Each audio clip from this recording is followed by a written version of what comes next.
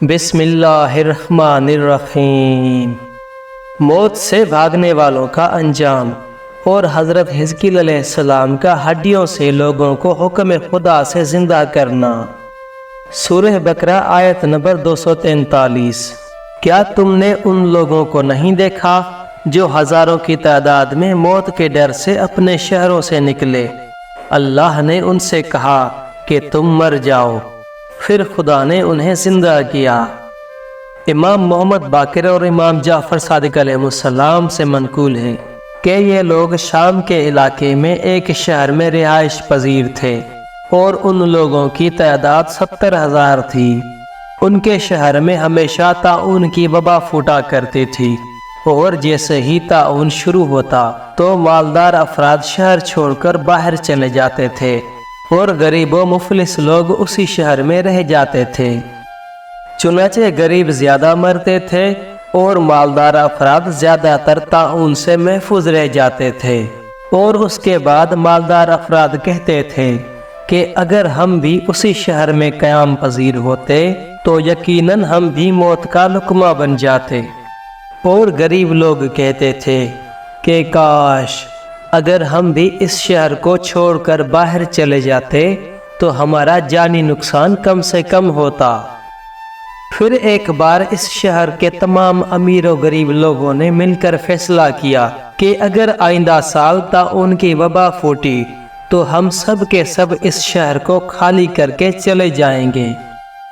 کچھ عرصے بعد اس شہر میں طاعون پھر پھوٹ پڑا۔ جیسے ہی طاعون کی ابتدا ہوئی تو تمام لوگوں نے موت کے خوف سے شہر چھوڑ دیا اور دوسرے شہروں کا رخ کیا۔ وہ اپنی رہائش کے لیے کوئی شہر تلاش کر رہے تھے کہ راستے میں انہیں ایک شہر دکھائی دیا جس کے رہنے والے طاعون کی وجہ سے ہلاک ہو چکے تھے۔ چنانچہ پورا شہر خالی تھا۔ انہوں نے اس شہر میں رہائش اختیار کر لی۔ اللہ تعالیٰ نے ان سے فرمایا کہ تم سب کے سب مر جاؤ۔ جیسے ہی فرمان الہی جاری ہوا تو وہ سب کے سب مر گئے اور انہیں کسی نے دفن تک نہ کیا۔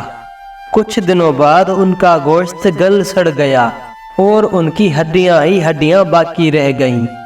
راہگیروں نے ان بوسیدہ ہڈیوں کو ایک جگہ جمع کر کے ڈھیر بنا دیا۔ پھر کچھ عرصے بعد وہاں سے بنی اسرائیل کے ایک نبی کا گزر ہوا جسے حضرت حزقیل علیہ السلام کہا جاتا تھا۔ جب انہوں نے بوسیدہ ہڈیوں کا اتنا بڑا ڈھیر دیکھا تو وہ رو پڑی اور انہوں نے بارگاہ خداوندی میں عرض کیا، خدایا یہ تیرے بندے ہیں، تو نے ان سب کو آنے واحد میں ہلاک کیا ہے، اور اگر تو چاہے تو انہیں آنے واحد میں زندہ بھی کر سکتا ہے۔ خدایا انہیں دوبارہ زندگی عطا کر تاکہ یہ تیرے شہروں کو آباد کریں اور تیرے بندوں کی پیدائش کا ذریعہ بنیں اور دوسرے عبادت گزاروں کے ساتھ مل کر تیری عبادت کریں۔ اللہ تعالیٰ نے فرمایا، حزقیل اگر تم انہیں زندہ کرنے کے خواہش مند ہو تو یہ کلمات کہو۔ امام جعفر صادق علیہ السلام نے فرمایا کہ اللہ تعالیٰ نے حضرت حزقیل علیہ السلام کو اسم اعظم تعلیم فرمایا۔ حضرت حزقیل علیہ السلام نے وہ اسم اعظم پڑھا۔ اس کے بعد انہوں نے دیکھا کہ ہڈیاں اڑنے لگیں اور دوسری ہڈیوں سے پیوست ہونے لگ گئیں۔ کچھ دیر کے بعد وہ سب کے سب زندہ ہو گئے، اور زندہ ہو کر انہوں نے حیرت اور تعجب سے ایک دوسرے کو دیکھا اور خدا کی تسبیح و تقدیس کی۔ جب حضرت حزقیل علیہ السلام نے یہ منظر اپنی آنکھوں سے دیکھا تو انہوں نے بے ساختہ کہا، میں گواہی دیتا ہوں کہ اللہ ہر چیز پر قدرت رکھتا ہے۔ والسلام۔